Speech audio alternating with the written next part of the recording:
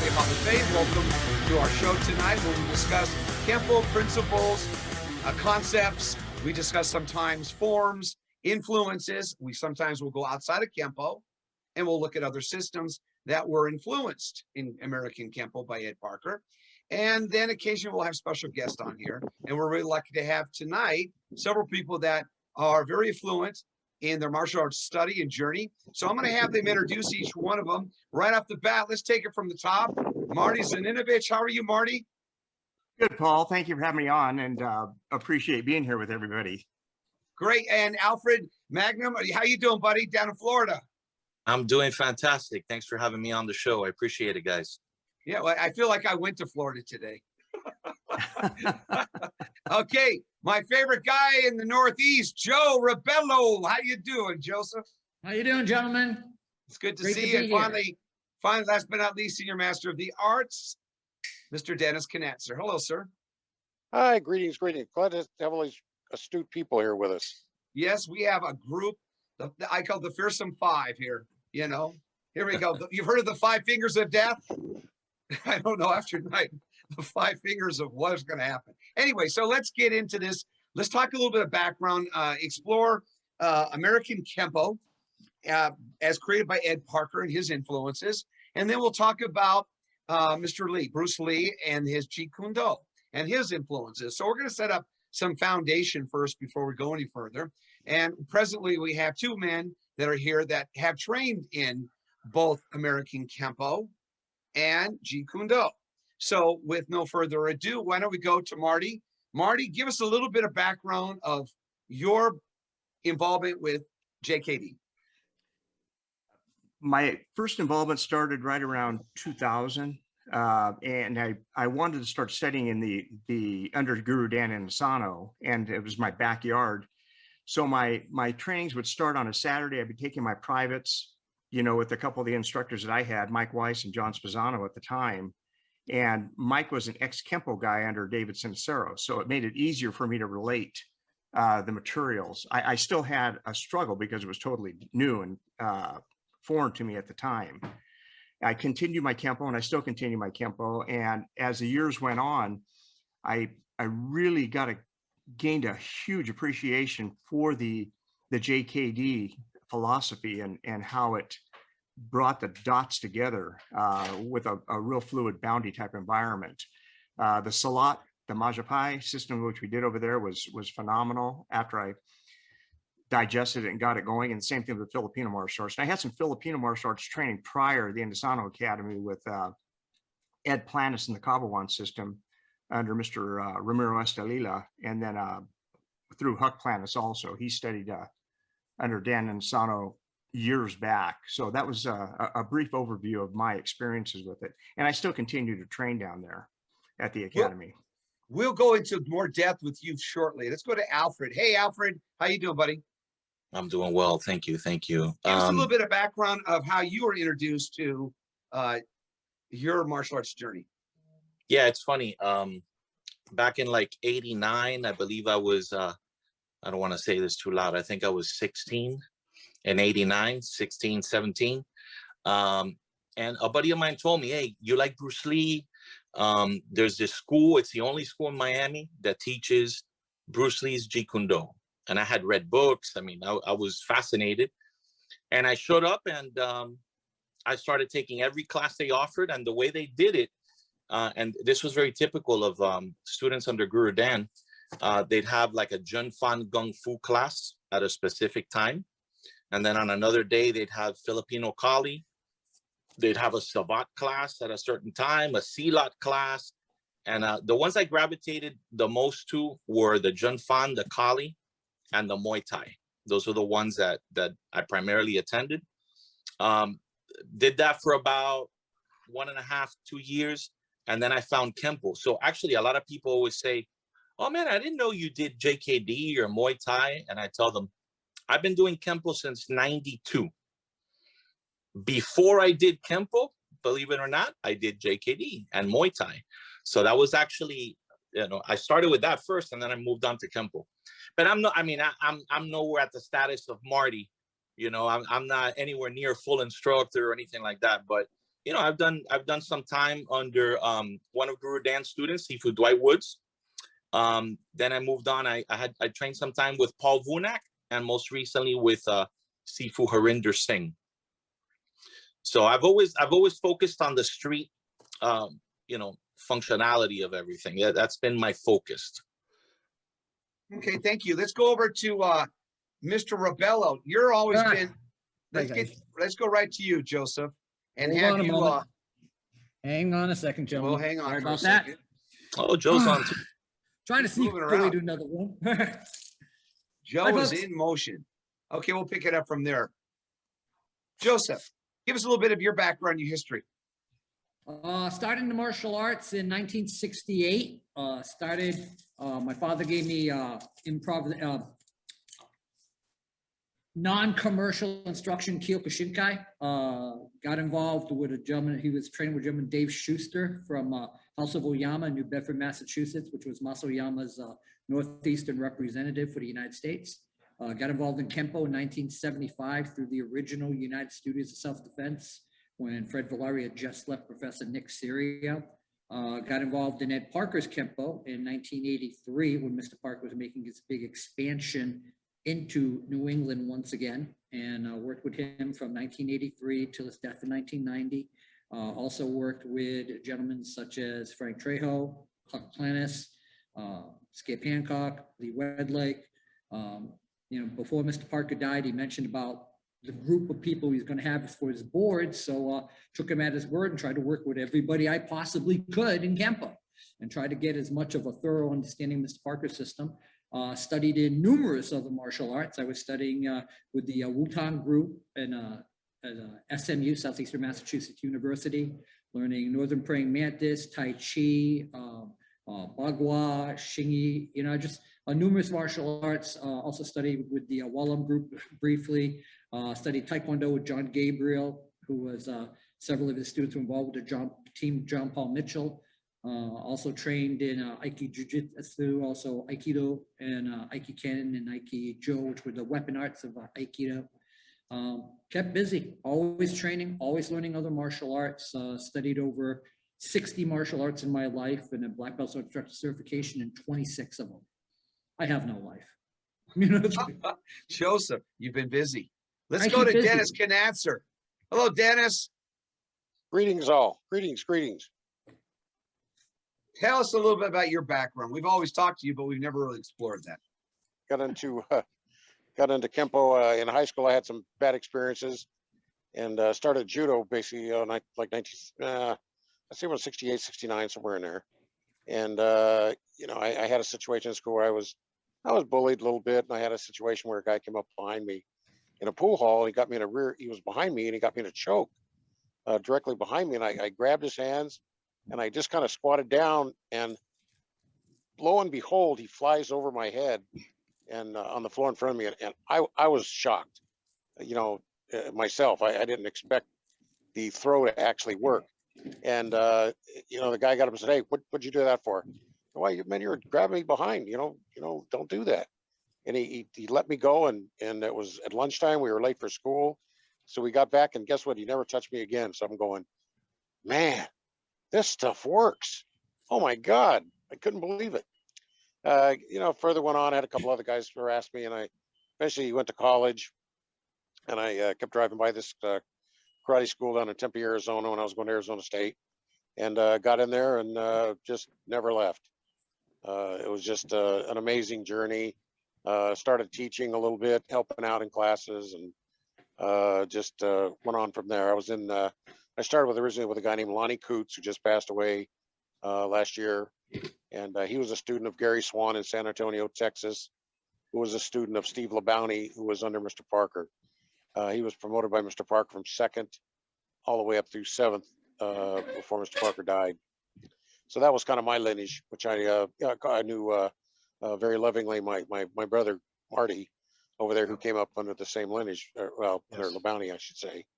And it was we have interesting stories on that alone. And that's kind of my background. And then I started studying with Mr. Parker in 1978. Met him in 72. And so he knew me from 72 to 78. from the internationals and helping and all that kind of thing. But I actually became a personal student in '78 till he passed away, which was nothing more than a great blessing for me.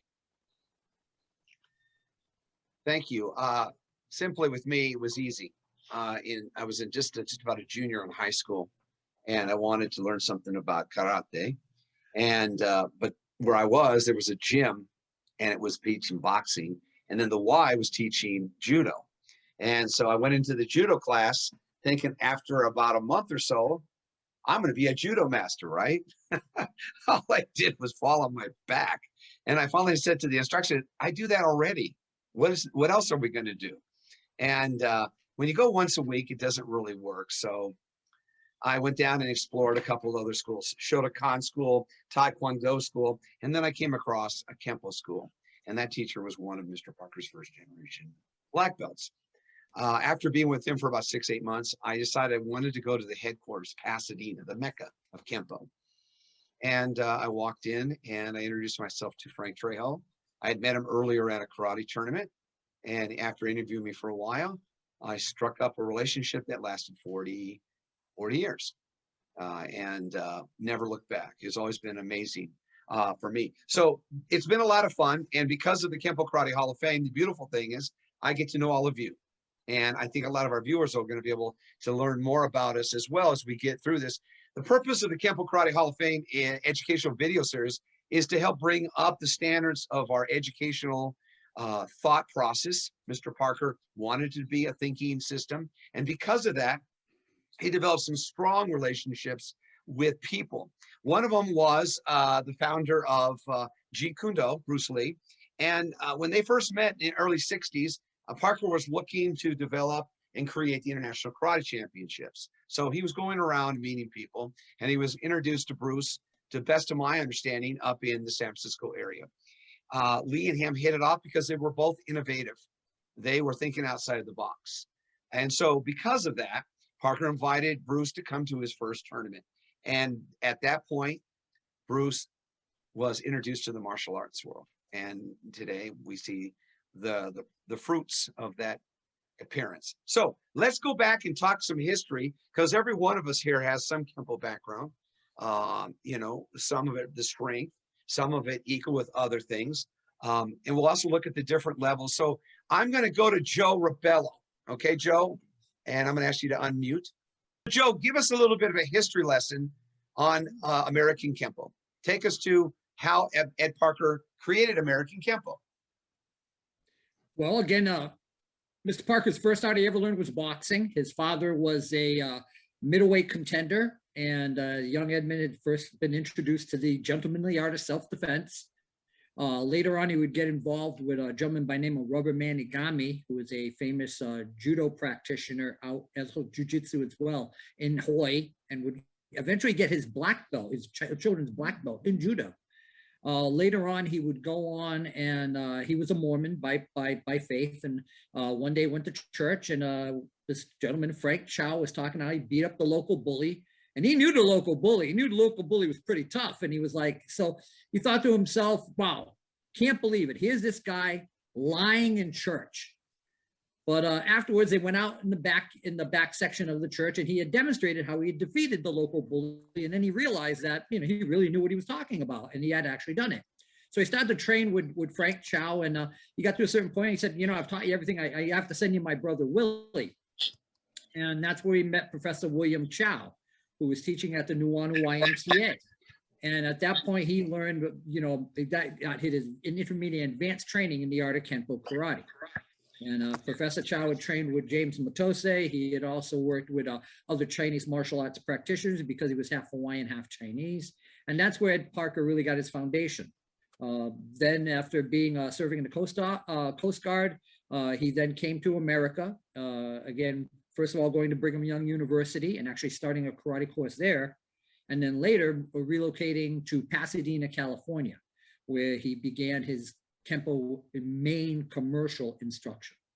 And that brings us right up there. So Dennis, your understanding of Mr. Parker's system as it evolved from coming from the islands of Hawaii, he had had a background in 3 or 4 different martial arts, correct? Correct. You know what those were? Well, as Joe stated, he did judo, did some boxing. He also played football a little bit, so he was into some somewhat combative areas. And he was a very inquisitive guy. He would always carry a 3x5 or a three by three notebook in his pocket. And in California, he met several in the Chinese community, and he'd go to San Francisco, where he met Lao Boon and oh, Joe, help me out. Who's the other guy? Lao Art Boon. Wong. Art Wong was his main instructor in Southern Well, Shaolin, and also people like Ming Lum, who Ming was, Wong. That's the one I was thinking of. Yeah, and Art Wong was the godfather of Chinatown, basically. And so he met several people, of course. Then, of course, he met Bruce Lee, through that community and all that kind of thing. So he was always a sponge in his younger years, which then turned into being a pioneer and a founder of, to me, the most organized system in the world. And met, I had all kinds of incredible friends, all the way from Masatatsu Oyama to, I mean, just pretty much the who's who of karate of Ed Parker era. Everybody knew him and he knew them. So all the great champions from Mike Stone to Joe Louis to Chuck Norris, he made most of those guys or gave them the platform where they, including Bruce Lee, to go on with their careers. Do you So feel when Mr. Parker first started off his martial arts journey, he was based on what only Chow was teaching? I think his initial was that, and the sum total of all of his training. But he was a guy that was driven by one of his teachers in school said, "Ed, you're not going to be anything. You're worthless," and that kind of drove him to be arguably one of the greatest, pioneers of martial arts, along with many others up there. So it really brought Kenpo, his art, forward in the world. So he was driven, and I think he was a street fighter at best to start with. So he kind of knew what rough play was about. And as he got into it more and more, he was a man of pragmatic reality and practicality. That was logic was his big mantra, and that's how we hit the system we have today. I'm going to go to Marty. Okay, Marty, you also had your background in when you were coming up in the system. You had the discussion of having trained with the Tracy system, correct? Well, when we came up under the Labounty lineage, that was Tracy influence at that time. And then we changed, I came up all the way through the Labounty system with Mr. Kelly, Mr. Labounty, Mr. Jimenez, until I got my black belt. And then I attended a seminar with Mr. Parker in Tucson, Arizona. We went through 1 through 6, and that's when I made the change over to Mr. Planis. So yes, it was the Tracy influence, and then I changed over to the Ed Parker's Kenpo Karate. In the early stages of the Tracy system, probably being taught by Mr. Labounty, the original system, and you can correct me on this, Joe, and Marty can jump in on this one. The elements of jujitsu was part of the system, more prevalent than what we saw later evolving, correct? When we learned it, we learned a lot of the judo aspect in our training from early on. And that was from Mr. Jimenez, and he had judo training along with that. I took judo when I was probably 10, 11 years old for a while. And then I was in wrestling, through high school. Yeah, you were a great champion there, right? Well, I don't know about great. I was there. Tell us about the bloods and guts on the mat. I can't say with wrestling, Mr. Labounty used to tell me, he says that has done nothing but help you find your center and keep a lower center, as you're starting to develop in your Kenpo. And he was right. It did help me a lot. And the training that you go through in that wrestling world, it was interesting. I was talking to a friend of mine on Saturday, and he did a lot of training. He fought Pacquiao's trainer, Rocha, and he was talking about the training that he had to go through, the neck training, the jaw training, so he wouldn't, have that weaker jaw, and some of the similarities that was taking place in the wrestling world to strengthen the necks. I mean, sometimes you're counting the holes on the ceiling and you don't want to be there very long, but sometimes you're stuck there. So it got a little wild at times. Joseph, let's go to Joseph here. Okay, Joe, let's talk about the development of the judo influence in jujitsu influence in Kenpo, and it was obviously adhered more to by the Tracys than it was Mr. Parker, or am I wrong? No, I mean, again, who taught the Tracys? It was Mr. Parker. So Okay. in regards to that, there were several influences of jujitsu. One of them was, of course, we talked about rubber manigami, and a childhood friend of Ed Parker, who was Wally J. And Wally J had trained Wudigami. They had also gone through a gentleman, Sashiro Okazaki, known to many people as Henry Okazaki, who was the founder of Danzan-ryu Jiu-Jitsu. Danzan-ryu means the sandalwood mountain style. And he had studied judo and jiu-jitsu and again, everything to Turkish dirk throwing. And the system he did was very well written out, very well thought out. Matter of fact, the concept that we have of using boards and listings of techniques came from Danzan-ryu. And another influence to Mr. Parker with Danzan-ryu was his, again, as Dennis mentioned earlier from his football days, was Charlie Kalani, known to many through his professional wrestling name, Professor Toru Tanaka, who was also involved in Danzan-ryu, and another system of jiu-jitsu as well. So, he had a lot of influences and placed them in the art. Another main influence was Professor Chow's brother, John Chao-hoon. And as a young boy, John was interested in learning jiu-jitsu. So his brother, Professor Chow, would bring him to classes with Okazaki. And Okazaki would let him sit in and watch the class as John took his class. And then when they got back home, very similar to Frank Trejo's story about his brother, again, when he was learning karate, on how they'd bring him in, he'd bring him back home afterwards, say, okay, what did he go over what he taught you? And he'd either create a counter to the jiu-jitsu technique, or he'd incorporate the jiu-jitsu technique into the art. And that went right down through Mr. Parker and again, down through the Tracys. I really get there are certain elements that Mr. Parker taught in the early days. Everything started with break falls. You learned how to roll, you learned how to fall. And over the years, that was taken out of the system. And, that's when the Tracys say, well, Mr. Parker took out a lot of the jiu-jitsu and the judo. And I kind of have an issue with that. I've done a couple of videos on that showing where the jiu-jitsu is in our art, and also researching the Tracy system as well on what they do in regards to their jiu-jitsu. So there's a lot less taken out than most people are led to believe. Well, let's go back to the islands of Hawaii, and I'll let anybody jump in on this, but Joseph, I got you on the screen right now. Mr. Parker was in an environment where he was with Chow, but he was also introduced to people like Mr. Imperato, and then later Tula Sega.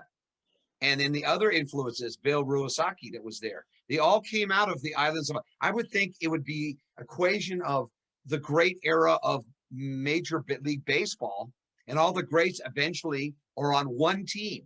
Well, that one team was the island of Hawaii. And then later, they went off and developed their own personal adaptations and styles of what they know. Would you agree with that? Well, first of all, realize Hawaii is not one island. It's a series of islands. Right, So but not for the most part, everybody- I'm talking about Oahu. Okay, I'm trying to keep it the state of Sure. Hawaii. Forgive me, Sure. folks. I'm not going to do a breakdown of each of the islands. No. I'm just saying, let's just talk to Honolulu Right. and on the back streets of Honolulu in that era during the 40s and 50s. And notably, let's stay the famous or infamous neighborhood that Wally J, Imperato, and Parker all came from, Kalihi. Kalihi was a tough part of town. You think of any tough area that in your particular geographic area, that was Kalihi. Mr. Parker grew up, going with his buddies to the bars, and And, they talk about, breaking into a store and breaking open the safe and whatnot. And sometimes Mr. Parker had to not only verbally say he didn't want to go, he basically had to physically let him know that he wasn't interested. So, and it was a tough time in a tough neighborhood, and yet you had to make it work. It had to hurt to work. In Parker's history as a boxer, he fought when he was coming out of high school, I'm guessing, and in the Coast Guard, correct? As far as I know, it was mainly in his more earlier childhood and early teenage years. Like I said, I mean, his dad was the boxing commissioner for Hawaii for 35 years. Okay, so he had a lot of influence on that and how that could be applied. Okay, let's go to Alfred. I'm going to go over to you now, Alfred. There we go. Good. Let's get to Alfred. Okay, Alfred. So you're growing up. Did you grow up in South Florida? Yeah, born and raised in Miami, Florida. Started training at the age of 10 in judo with a local Cuban national champion that I started training with. Trained about maybe a year or so and started watching Bruce Lee movies, and I realized I wasn't learning any kicks. So I told my dad to sign me up for Taekwondo and ended up receiving my junior black belt under Grandmaster Byung Ho Choi in World Taekwondo Federation Taekwondo, so Olympic style Taekwondo. And then trained in that from about 12 to about 16, then started in Jeet Kune and made my way to Kenpo by the age of 19, and have been in Kenpo ever since. And interspersed through all those years, I've done Muay Thai, Krav Maga. I have my purple belt in Gracie Jiu Jitsu. So always training, always training. I mean, it's a passion for me. And I'm an academic as well. I love to read. And so what you catch me reading at night while I'm in bed is usually martial arts books and highlighting them to death and always working on my curriculum. And it's ridiculous. Like my wife tells me, man, do you ever stop? Can you just think about something else? But that's just me, my whole life. That's what I've been doing. You're also an educator, right? Yeah. Yeah. And you teach now in for you school. teach. Yeah. Yeah. So I teach during the day, then teach at night, and study during the week. So God bless. yeah. Okay, let's go to Dennis on the next thing. Dennis, let's talk to you about it. So give us some background. So Parker develops his skills in Hawaii. He decides to come over to Utah to finish up his education. And then he decides to come down to, while he's in Utah, he meets up with a guy named who? Mills Crenshaw. Mills. Yeah, Mr. Crenshaw. Well, I was going to go back just holding Mills for a second here. He also trained at Chow's. I might mention two other people, Edward Bobby Lowe and Thomas Young, who were also influences, in Chow's circle down there. A couple of Chow students, and these guys were Kyoko Shinkai backed and Chinese backed, and so they had some other skills that brought to this mix, which made that mix in Hawaii a real interesting mix of people under Chow. And it was amazing because Chow was small, but all of them respected Chow because he was just that tough. And that kind of was Mr. Parker's, I think, influence to see this little guy. And Mr. Chow has Mr. Parker had some stories with Chow that kind of, sold him on that whole thing. And then when he comes to Utah playing football and starting teaching some of the police, starting there, and then mostly people through the church for the most part. And so that's where he met everybody there and started kind of teaching there and working on that a little bit. Then he moved to Pasadena. So you had a chance to meet Mr. Parker's teacher, Professor Chow. Yeah, Chow, I was in Hawaii on a visit and I didn't get a chance to. So it was a very short period of time. I didn't have much time, but I had to make the acquaintance. And so we were there and we talked. And of course, he made it very clear that he was Ed Parker's instructor and, he owes everything to him and all that kind of, which I was anticipating. I was forewarned about that. And I found it kind of of interesting and you know, a little bit comical, but it was real interesting. He was a very interesting guy, uh, you know, very secure with himself for the most part. As far as physical goes, you could tell he was one of the guy you didn't want to. He kind of exuded, you know, uh, a strength, you know, a power. So we were there. We didn't get into a lot of great detail because I think a lot of times too. So a lot of people contact Chow and they all want something. You know, I just wanted to hear him talk and say I was there with Chow. I wish I could have actually trained with him a bit, but I didn't. But I'm sure that would have been even more interesting. I'd have had more questions about it. But it was a fun chat, and it was very minimal, like I said. But I was glad I did it. We didn't really talk a whole lot about the, you know, where he came from and a lot of the details on the art, but it gave me a perspective of where Ed Parker came from. Gave me a little bit of a taste of where he came from. What about Mr. Imperato? Imperato, I met a couple of times, and he was a very nice man. You know, very cordial, typical island boy. You know, and of course, if you're a student or involved with Ed Parker, of course, he was, you know, all over that. Mr. Parker referred to him on several times as his senior, which you don't find too often. You know, people, you know, Ed Parker's Ed Parker. We all, you know, idolize him, and but he gave credit to Imperato, who was there before him, and so I thought that was just very honorable of him to do that. And they were friends, and you know, they respected each other quite a bit. You know, for numerous reasons. Both of them were obviously very strong leaders and very great martial artists. How about Mr. Tula Sega? Mr. Tino was kind of quiet, you know, basically, but very scary guy. You know, he was just, and I don't know if it was because of all the stories I heard about him, but I know he and Mr. Parker, you know, on the dark side, somewhat, they uh, were in the studio in Pasadena, or I'm not sure if it's Pasadena or where it was at, but Mr. LeBounty told me the story. He was running the studio, and he told me that they came in and they wrapped their hands and they were giggling and they were getting ready to go, you know, check out this school that had apparently been harassing them. And so they left, and so Mr. LeBounty was actually living and sleeping in the studio, and they came back a while later, you know, laughing and giggling and unwrapping their hands and everything, and you know, just obviously victorious. So they went and straightened out, quote unquote, whoever it was that they went and visited and paid a visit. I can't imagine, you know, being in the studio and having a visit from Ed Parker and Tino Tulio Asega. It would scare my pants off. I'd say, here's my belt. Sorry, I didn't mean to say that. You know, how many push-ups you want me to do? Please don't beat me up. You know. You know, it's funny.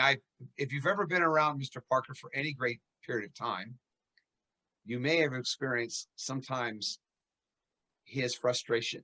I'll use that as the word. Okay, Marty, that's what I'm going to just call it. A little bit of frustration. And we're being nice about that, guys, because, you know, that was old school Hawaiian justice, and so to speak. Okay. I mean, it was like, hey, it wasn't much of a stretch there with those guys. How about Bill Ruosaki? Did you get a chance to ever work or meet him? Mr. Ruosaki was another really kind man. I met him a couple of times with Mr. Parker. He didn't say too much. When you're around with Mr. Parker, usually the other guys kind of let him do the talking a lot of the times. But Mr. Ruosaki was really good, and I you know, he was more of an influence for me through Benny Urquidez.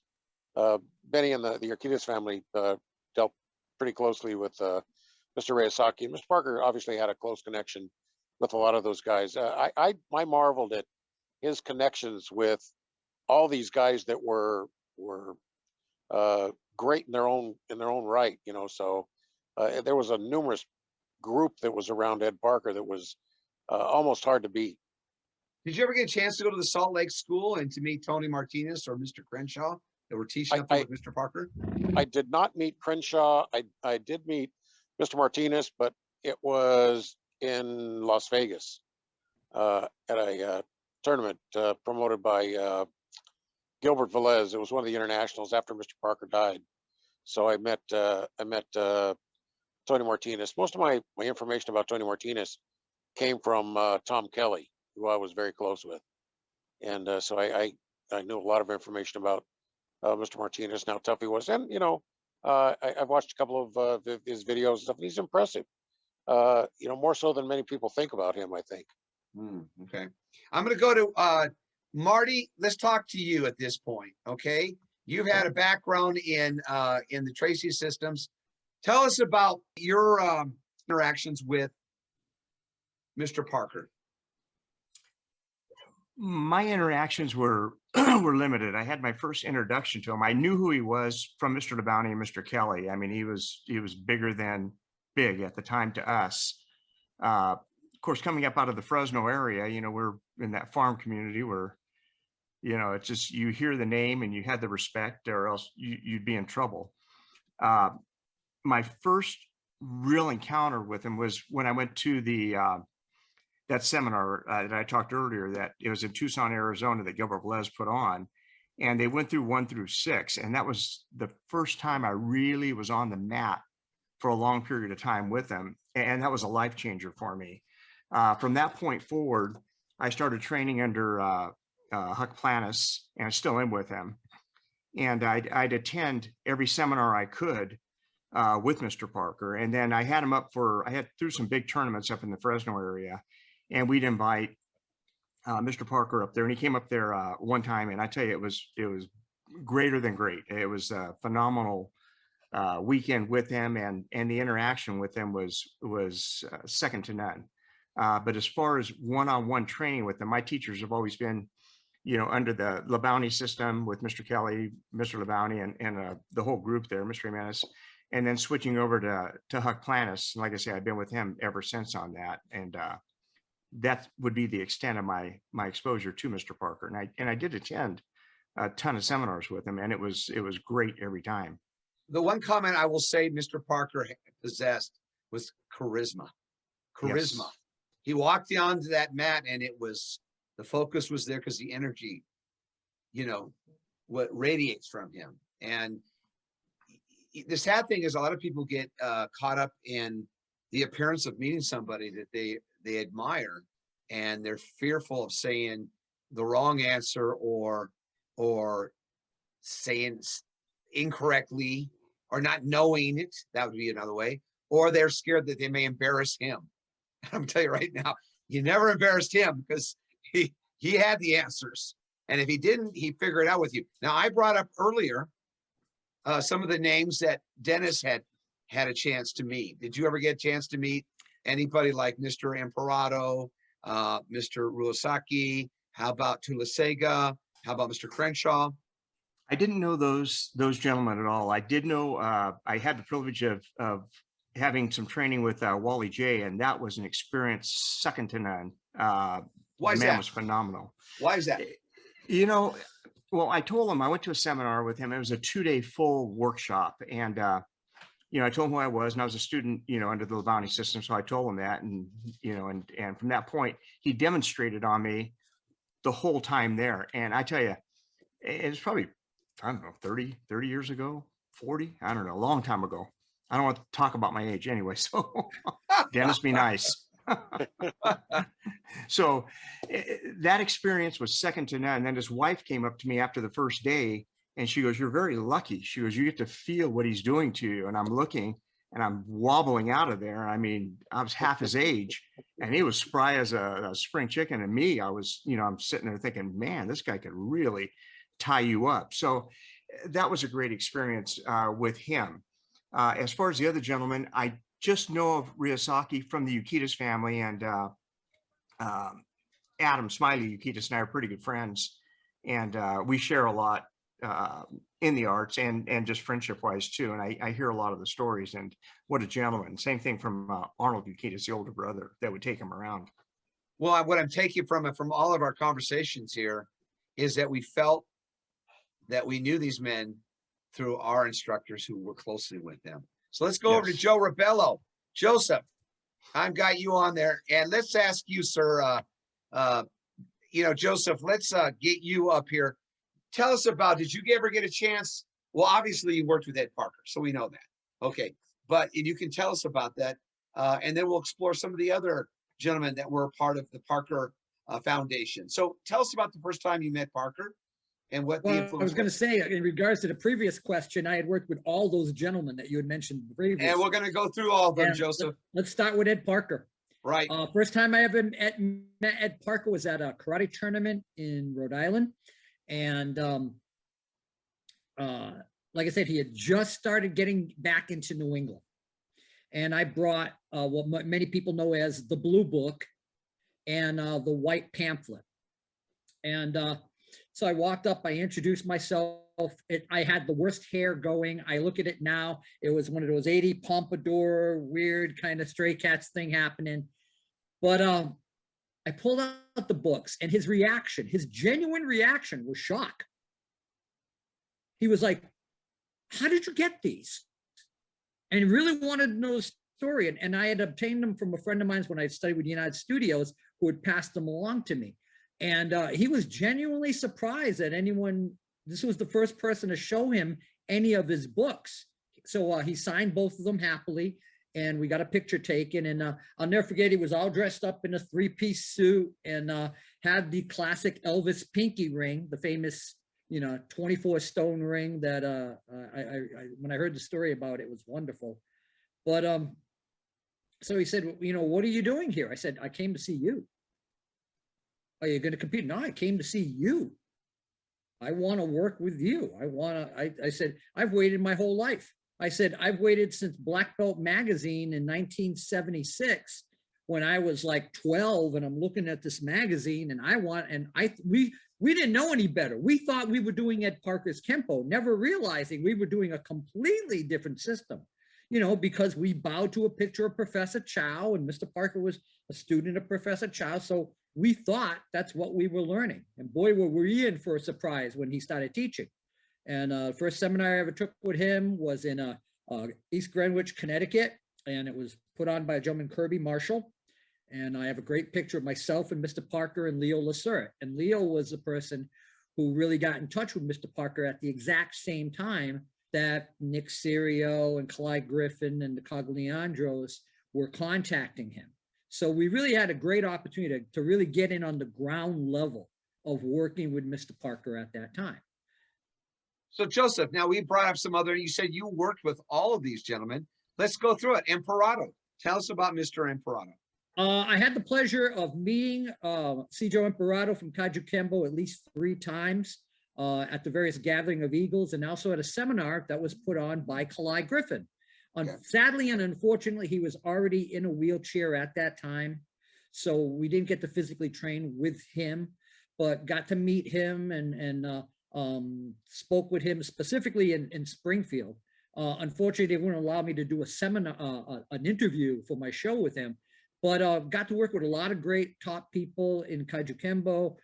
People like Ron Pierce, who is a storehouse of not only Kaju Kenpo knowledge, but Chinese Kung Fu and weapon skills. Phil Gelinas from Canada, who puts together the Kaju Kenpo family tree chart. And just had a great opportunity. As far as Mills Crenshaw and Tony Martinez, met both of them through Al Tracy's Gathering of Eagles. Got to check out their seminars. Again, also got matter of fact, I have a great picture with him and Sasha Williams when we were all inducted into the Kenpo Hall of Fame in 2007. Again, Bill Rusaki I interviewed, and actually he demonstrated for me at the 2001 Gathering of Eagles. And Al Tracy specifically hired me to shoot interviews and film action segments and demonstrations with all the various major participants. So it was a real great opportunity. And, mentioning about different highlights of his career. I mean, when you look at Bill Rusaki, you don't realize Bill Rusaki was featured like the 2nd or 3rd episode of Kung Fu with David Carradine. Bill Rusaki demonstrated with Ed Parker in The Courtship of Eddie's Father. Bill Rusaki has been in numerous films from the 60s, 70s, 80s, all the way through in various martial arts roles. So it was a great opportunity. And also being a little familiar with Kaiju Kenpo and his history and lineage from numerous articles, I could talk to him more intelligently and more articulately about his background. Yeah, he had a very in-depth filmography background, and from the 60s and such. Did you ever get a chance doing that? And I haven't got to, I'll get to Alfred in a minute on this one. Did you ever get a chance to meet Bruce Lee? Close, but no cigar. And what I mean by that was, Oh, were you smoking? no, I was in Massachusetts when Bruce was in Massachusetts. What had happened was he was at Jun Reed's tournament in Washington, D.C., and I had a couple of my friends involved in the art of Wei Chi Ru. And two of the top Wei Chi Ru experts had come from Okinawa and were over at George Mattson School in Boston. So he had his bodyguard, David Ricks, give him a ride to meet them, because he had always heard about the similarities between Wei Chi Ru and Southern style Kung Fu, and specifically the Wing Chun system. So he was fascinated to finally meet someone, or especially directly from the source in Okinawa, that did Wei Chi Ru. Okay. So he was in Boston, and I found out many years later that I was actually in Boston that weekend, but didn't know. Obviously, it was just something he was like, I'm going to go. I want to go meet him. And there's some, I later on met a gentleman, Jack Summers, who took most of the photographs of the event there in Boston. But that's as close as I got to Bruce Lee, unfortunately. Let's go to Alfred. Hello, Alfred. Tell us about your meeting Mr. Parker. Well, or did you meet Ed Parker? I wish I could say I did, but like I said, I started, I'm not sure if it was 91, like the tail end of 91 or 90. So I think I think when I started, he was still alive, and then he passed away. He passed away in 90. Okay. I don't remember the exact time. Did you ever get a chance to meet Andy's other men that influenced Ed Parker's martial arts journey? I'm trying to think. It's okay if you know. Chuck Norris at a tournament, but nothing, nothing, personal or anything like that. Well, the best part about it is you represent the new generation of Kenpo, the post-Parker Kenpo, which is after Parker's passing and the evolution of it. So we're looking at a gentleman that grew up as he was formulating it, and it developed it. So we've gone through the stages, and so you can give us your, your opinions on this. So let's get to a group thing here. Now let's, I'm gonna go to the gallery. And when you talk, you can just respond. I'm gonna leave it at that. So we've looked at the Ed Parker Foundation, and we showed where the background. My understanding of it in my reading is that he obviously had his judo background and jiu-jitsu. He got that there. Then he learned to do the Western boxing. Okay. So then he started to incorporate those along with the training. And it's hate to say it when you're all in the same kitchen making the meal for the night. There's going to be a lot of crossing there of understanding and ideas and things like that. It's just natural. You can go into any school and you'll have one teacher teaching this and another teacher teaching that, but it's eventually that information is going to be exchanged. And that's the beauty of the martial arts. So we're looking at this now. We've discussed Mr. Parker's, evolution of his Kenpo, obviously from Hawaii to the mainland. And then from the mainland, going from Utah down to Pasadena. And then he evolved from that, right, Dennis? The base that he had, correct? Yeah, so there was a foundation that was going on there. And he evolved. And, it's sort of like he was building this magnificent system that he was going to develop. And later on, it influenced. But he was innovative because he was taking from all different sources that either influenced him or he had participated in, and thus American Kenpo. And we'll talk about that. And I know Dennis will give us input on that. So Joseph, how did it become, Dennis, American Kenpo? But, early on in the 60s, you'll hear the term Chinese Kenpo, so there are several groups of Chinese Kenpo karate, so on and so forth. And during that period of time, I think it was the evolution of Ed Parker, right? And during that time, he eventually said, look, I want to try to get rid of all the Japanese terminology and Asian terminology that I can, because we're Americans. We kind of came to the realization that this is actually what he's doing is, I mean, punches and kicks have been around for, eons. So he didn't invent any of that. Blocking, kicking, punching, all the basics everybody has. It's just their method of application. Different ones apply it a little different. Kyoko Shinkai applies a very, very powerful, penetrative blow with everything they do. They want to break bats and break legs and everything. That's just their thing through Masatatsu Oyama. Other people are a little more elusive and slipping and ducking and bobbing and weaving. The one thing I think about Ed Parker as he evolved through the years into the mid 80s, when he started coming with American Kenpo, is he wanted it branded as he was the founder of Ed Parker's American Kenpo, which was actually in terms of born in the United States, which includes Hawaii. And he developed this curriculum, this syllabus that was, I believe, a lot of times misunderstood. I think it's one of the most versatile systems around. And I had several talks with Mr. Parker on, we talked about jujitsu. Sometimes the early days used to call it Kenpo jujitsu. And you know what, if you start talking about it, he'd immediately start showing me, well, what about this technique and this technique and this technique and this technique? Aren't we doing jujitsu here? We're just not emphasizing it as a whole, but there's so much jujitsu in there. And then we talk about throws and falls and things like that. And what about this? And what about this? The sleeper, there's jujitsu in that move, and there's throws in that move. So there's a little bit of judo in there, and there's some jujitsu in there as an example of one technique. And so it's amazing where all these facets, there's ducking, slipping, bobbing, weaving, depending on what the environment was. He had in the system, if you know how to look at it and you know where to look, and you're knowledgeable on it, the system is incredible. It's got judo, it's got boxing, it's got kicking, it's got, you name it, if you centralize on it. A lot of people don't really pull all those facets out. They pick ones that they may be good at, and that's what they do. I think if we explore the some of Mr. Parker's writings and the infinite insights, and we talked about this with the use of the universal pattern.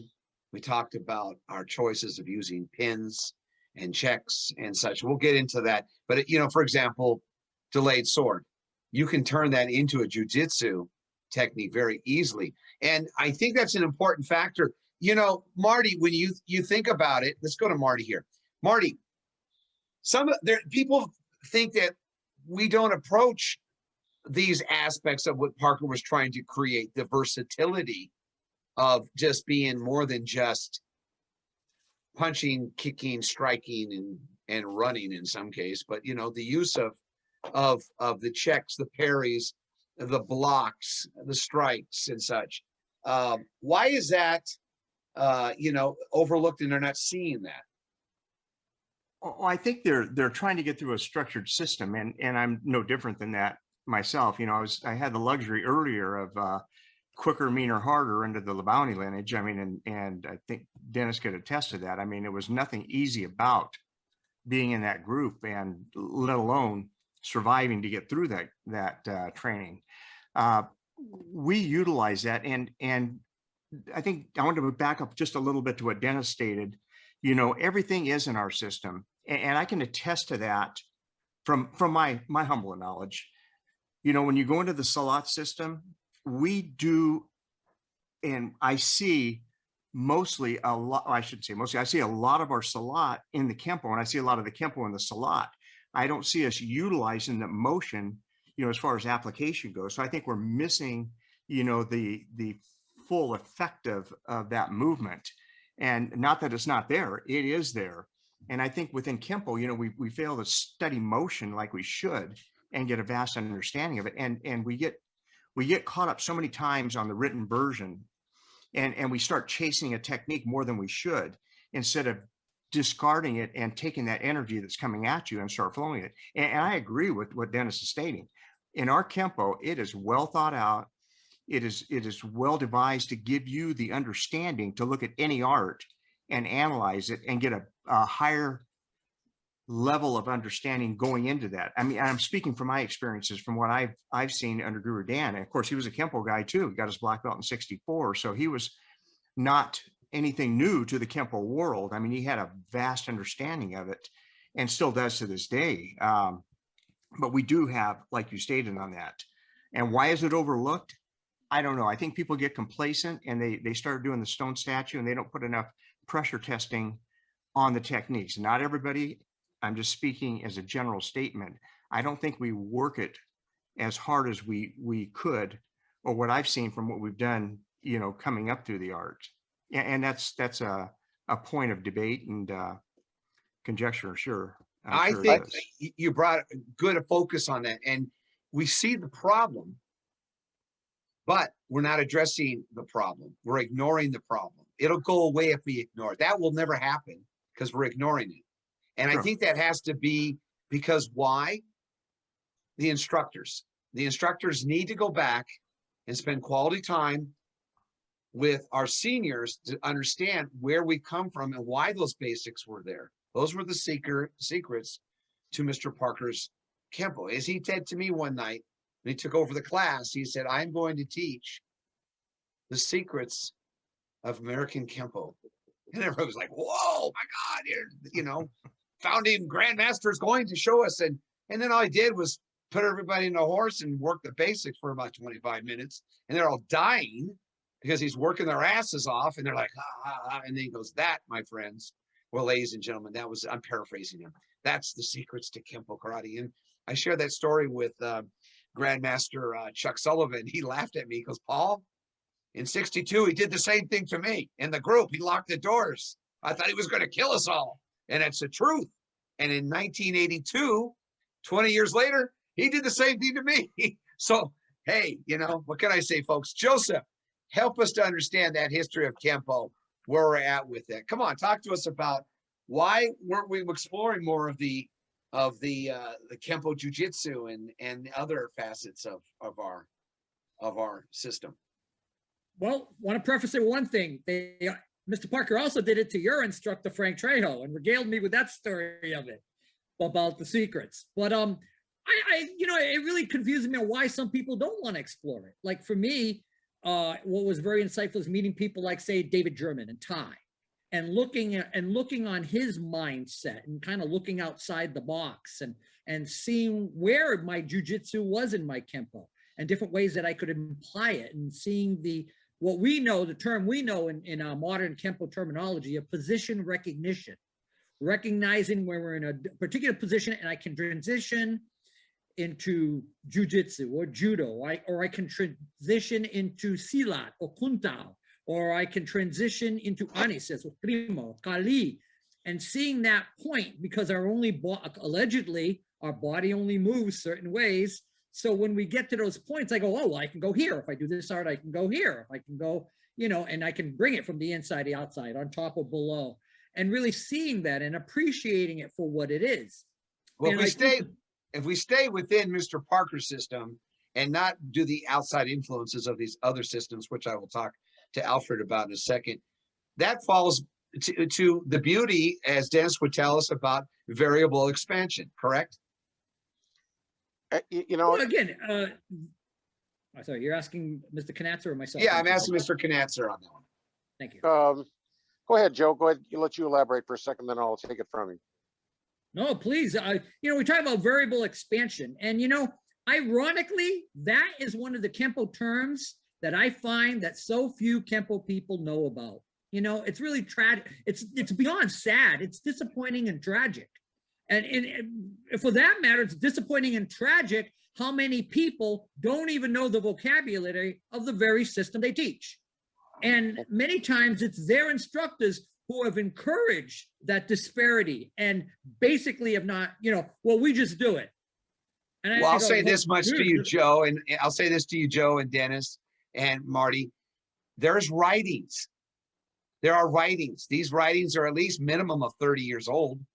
And pick up the book. If you profess to be and the Ed Parker American Kenpo system, you are doing yourself a disservice. You are doing a disservice to your students. You can't just dismiss techniques that you say, well, those are techniques from the 80s or whatever. Those techniques have been around a lot longer than the 80s.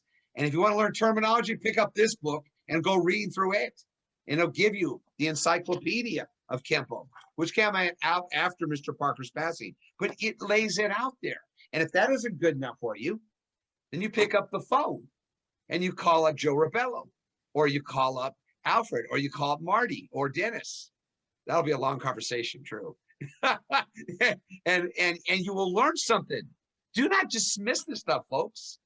Otherwise, there's nothing wrong with you changing and creating your own system and do your own thing, you know, but you're really doing a disservice to the growth, because the word change that Parker is accused of using all the time, he did not mean to eliminate. You change. I had this long conversation with Mike Stone, and that will relate to the importance of Bruce Lee in a moment, about the moment now. Be in the moment now. Your past is your past. That is, you can't change that. You can imprint from your future. You can bring that into the present and make it now and focus on that. But now is the moment for you. And if you do not explore that and be that, which will be the best you will probably be, because you want to be, not do, you will find great satisfaction, because it'll be very natural. You will do what Marty will tell us about when we get into JKD, the flow. Joe Muhammad told me he trained with Bruce the last 5 years, and he liked working out with him. They had a great relationship, and he actually said, I'm sharing more with you than I've ever shared with anybody else, you know, and I was very honored him to say that. And he said, most people look through their eyes, okay? Or some people that are young in our martial arts journey, look at the paint job. The child will look at going to the classroom with Alfred and say, sir, oh, you know, look at that chalkboard. It's nice and clean. And Alfred will say, yeah, watch, we're going to dirty it up right now. He's going to be chalking away on that thing, okay? Giving them knowledge and teaching that child who is now a sponge. But Joe said, I would get into the moment. I would flow. It would just be natural. He saw them openings, he would do it.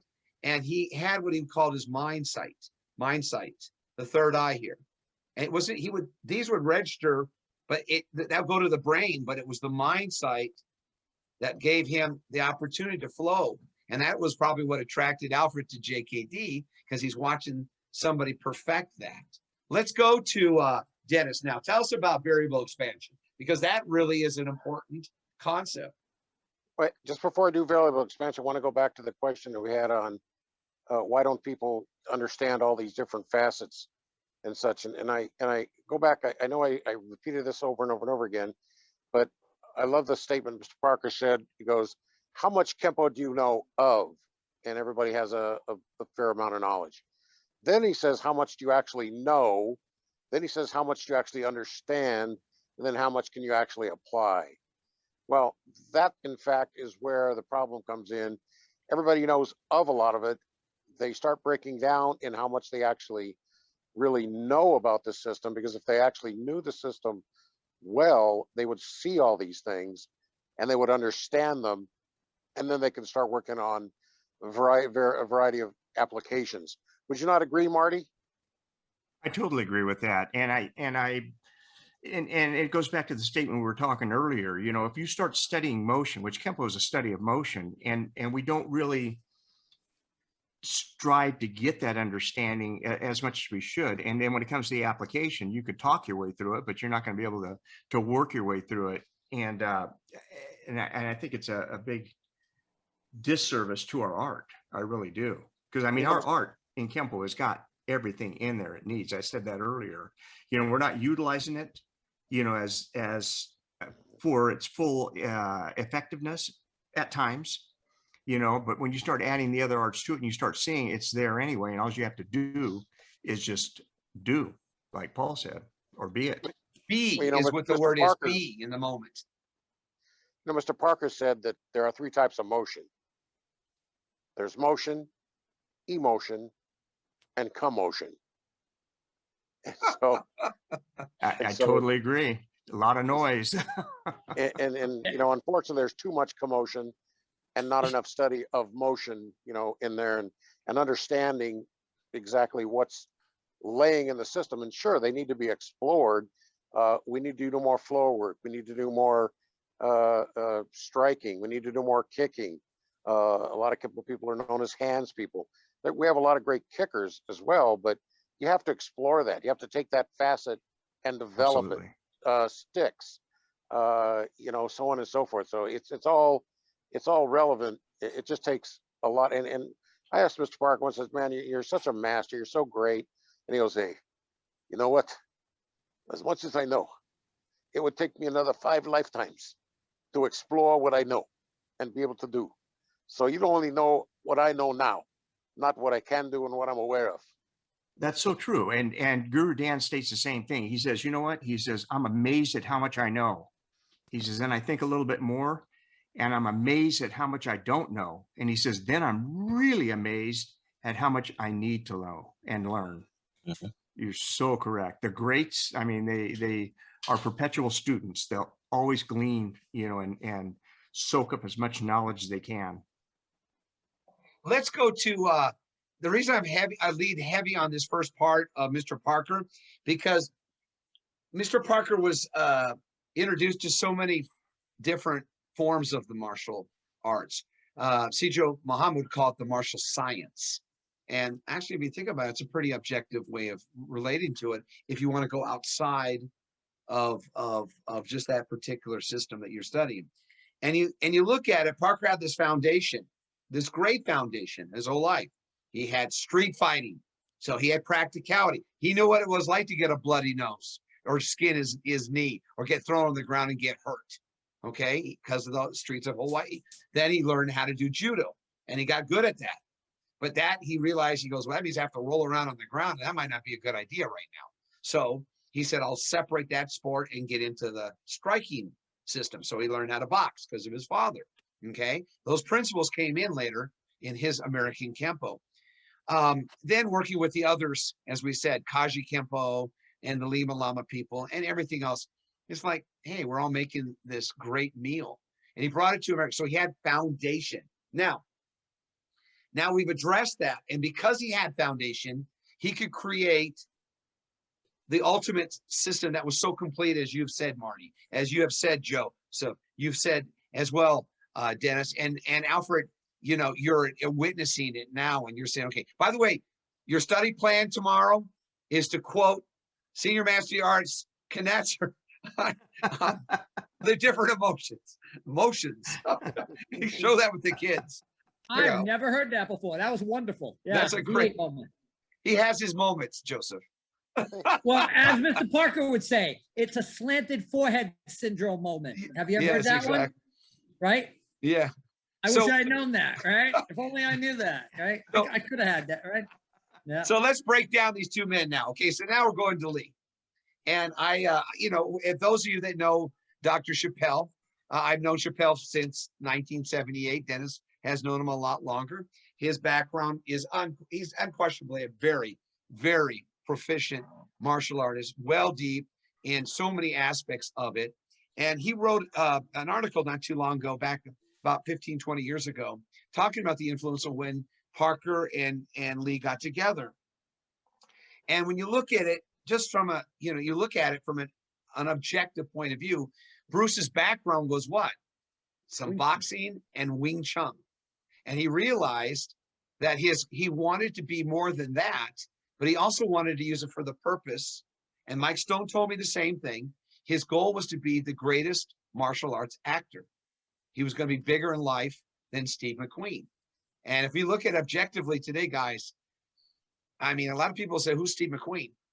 But anything with any kind of combat, you know, talking about mixed martial arts and any of the proficiency, you'll see all the movies that they always talk about this guy.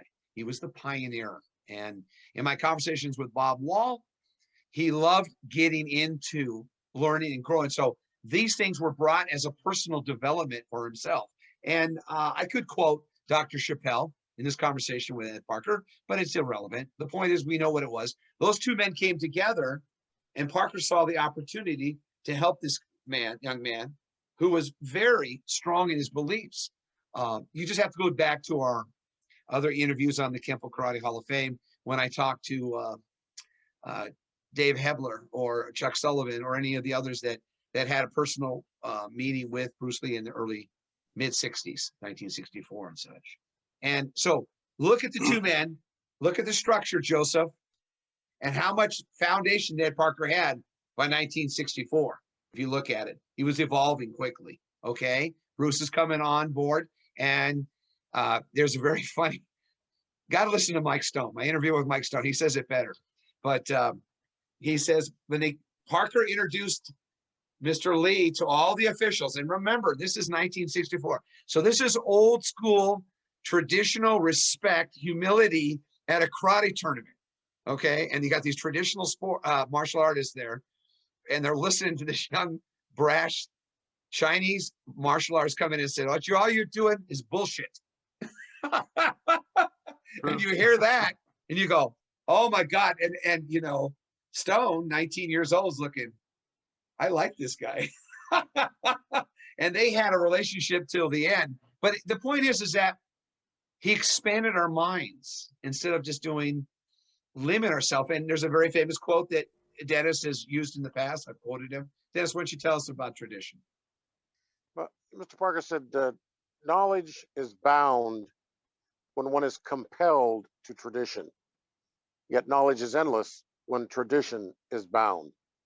So we have our traditions, but we don't want to have them bind us to cramp our innovativeness and our reality to our, progress. And it was a profound statement. I love the statement. It's a wonderful statement, and that will reflect when you get to Marty and his background in JKD. And before we go there, I always do this. I like to quote things. So 2 sources. That way, I have foundation for myself. Okay, guys. Very good. 2 books. The Zen of Kenpo, and I will go first with Mr. Parker on it. And it's a beautiful quotes regarding what he believed in his perspective of the martial arts, and it was under sharing. He said, the secret is your slave if you keep it. Your master is if you share it with others. Knowledge dies when it is kept and lives when it is shared. All men, no matter who they are or how much they know, can share their knowledge with others. And if that doesn't sum up Ed Parker, folks, I don't know what does, because that is brilliant on his part. Here it is. He sees a young martial artist with amazing talent and an opportunity to promote him and get him out there. And so what happens? He gets that and he shares. And Bruce is given that opportunity and he shines like the superstar that he was. It was short, but it was perfect moment. He was being Bruce Lee in the moment what needed to be and changed the face of the martial arts. And then Bruce has a statement here that I'm going to quote, and this quote hangs inside Mr. Inosano's school, their training, and it says, and this is a beautiful quote, and it says here, absorb what is useful, research your own experience, absorb what is useful, reject what is useless, and add what is essentially your own. Essentially your own. Mr. Parker had that same thing about that, right, Dennis? About things that are useful, et cetera, et cetera. What is that quote? Useful, unuseful, or useless. Why don't you explain that to us? Right. Obviously, if it's useful, it means it's going to be something, and what's useful for one may not be useful for another. So we are individuals, and we do have to graft to our own abilities, size, style, mentality, so on, training, et cetera, et cetera. So there's the usefulness there. Unuseful is something that it may be good for you to use as far as teacher goes, but it's not something that you would want to capitalize on and keep for yourself. It may not be useful for you. And then useless means it's just the only value to uselessness is to recognize your opponents and to be able to give them credit for being that way. you know, so, you know, just use it as an experience and say, look, here's what we find a person that's useless or a move that's useless. The only reason you maintain it as useless is so that you recognize it, so that you don't fall into the trap. So even though it's useless, it does somewhat have a usefulness in its ability to recognize what is not useful at all. I think also this plays on to the evolution of refinement of Ed Parker's thinking. At one point, a block is a block, that's useful, but it evolved into also making a block, as we've talked, Marty and I have talked, and I think Alfred will join us with that, where it's a striking block. Okay, so it evolved. And then there might be something that may no longer be relevant that was taught back 50 years ago, and it is now unuseful, okay, because of evolution. Things have changed, all right? And the concept may still be good, just maybe the application or that particular motion may not be as effective as it could have been. And that's a learning process. And then the last thing, well, we all know what that is, goulash. So, Alfred, you're a teacher. You're a Yes. teacher. How do you bring the students to understand these three principles that relate? And if you think about the two quotes between Bruce Lee and Ed Parker, they're almost the same. Yeah, I think it's very important. Sometimes, and Marty was kind of touching on this, sometimes the student benefits from going outside the system to truly understand their system better. By being able to see motion out there and comparing it to what you were doing in Kenpo, you see it in a new light. And maybe something that you thought was useless and you were willing to throw out, maybe because you didn't understand it in all its forms, suddenly becomes useful to you. Okay, so yeah, I think it's very important. Like I think Mr. Conatser was saying, what may not be useful for me may be useful for you, Mr. Casey. You know, what may not be useful for me may be useful for Marty. I'm a big guy. You know, a lot of things come easy to me because I can just out muscle someone, you know, just kind of slap them around. But maybe someone smaller, I may be teaching something that doesn't work that well for someone of that size. So I need to be able to tailor or help them tailor the art to them to make it useful for them, you know? That's what Mr. Parker would do. He would actually, that was the beauty of Ed Parker. He would take and explain it. But before we go there, and we've expanded a lot now, I'm trying to do the transition from Kenpo and showing how that influenced Bruce Lee and his teaching. Let's take it up now to Marty.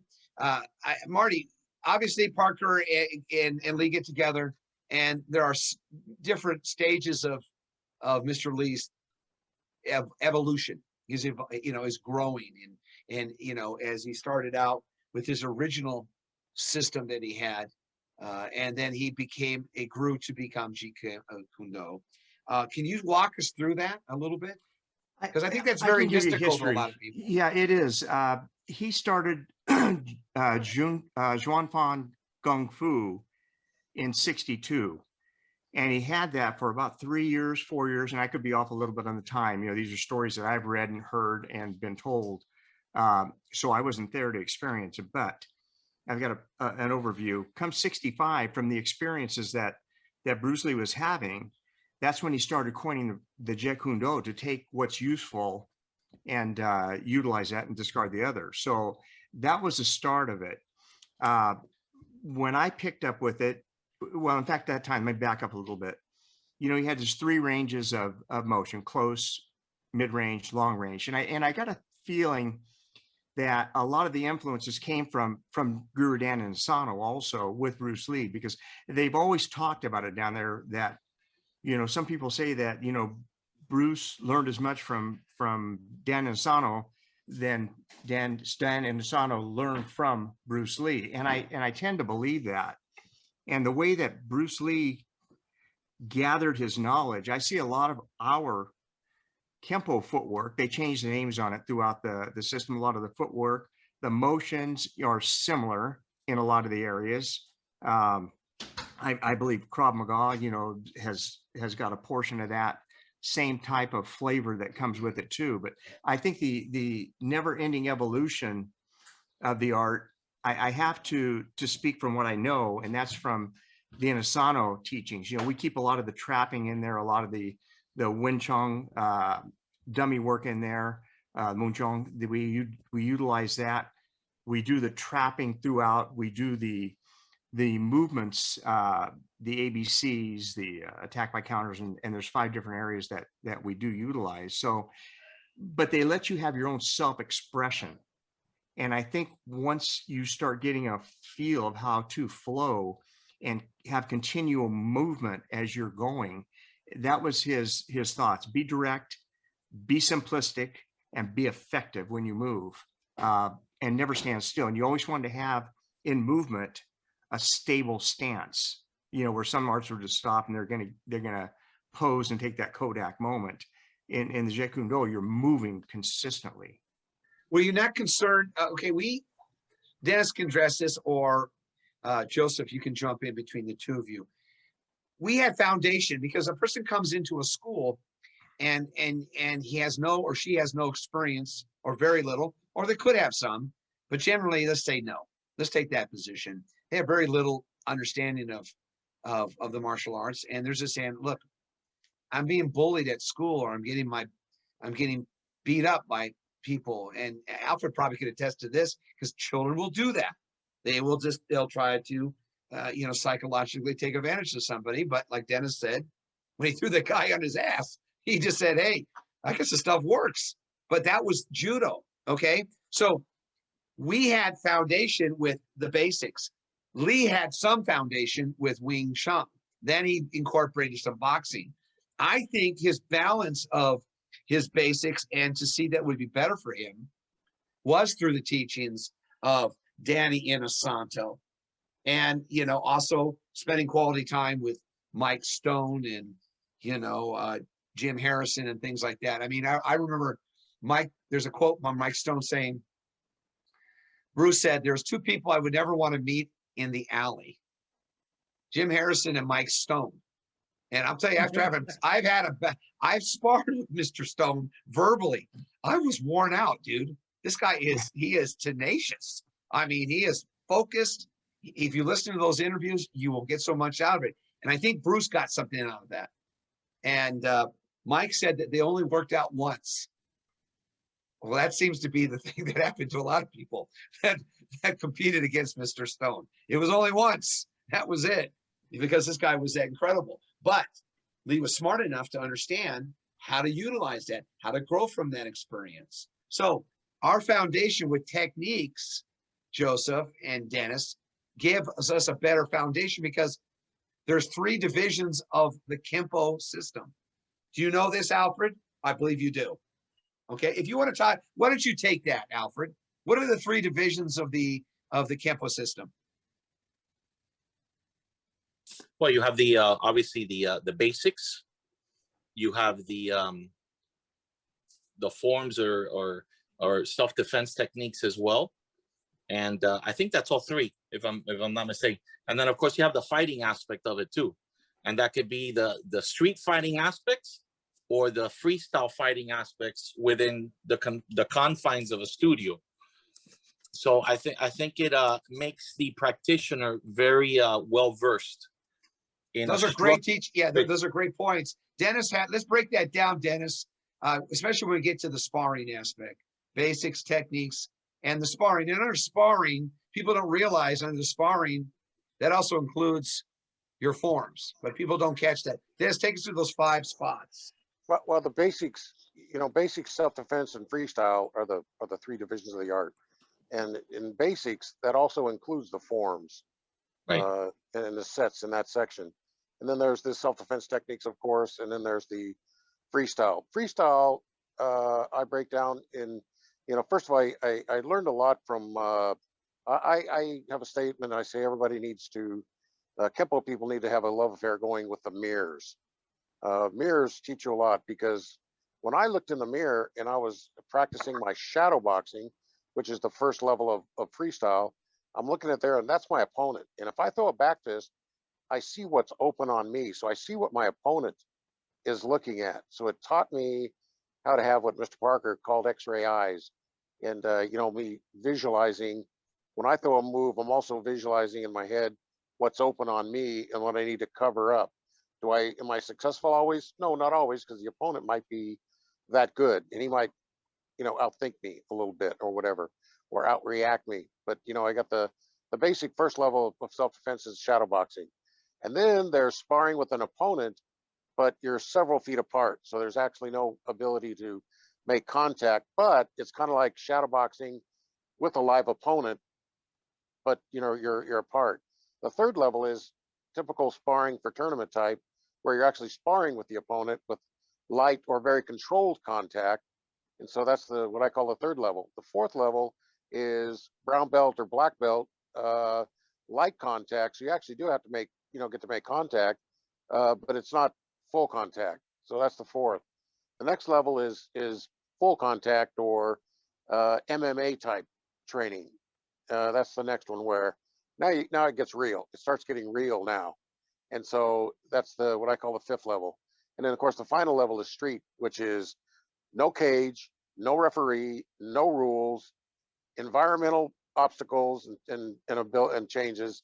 And that's the final level. And we need to, I think, you know, explore all of those areas.